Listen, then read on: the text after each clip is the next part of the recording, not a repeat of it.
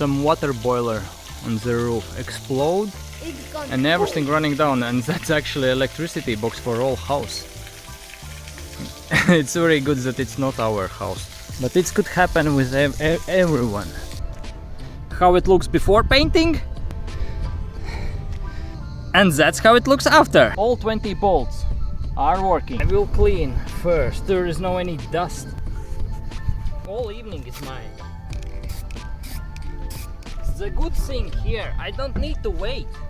I can place it back and it will dry out. Let's go for the next one. Ladies and gentlemen, we have painted wheels. And the seaside is right here, by the way.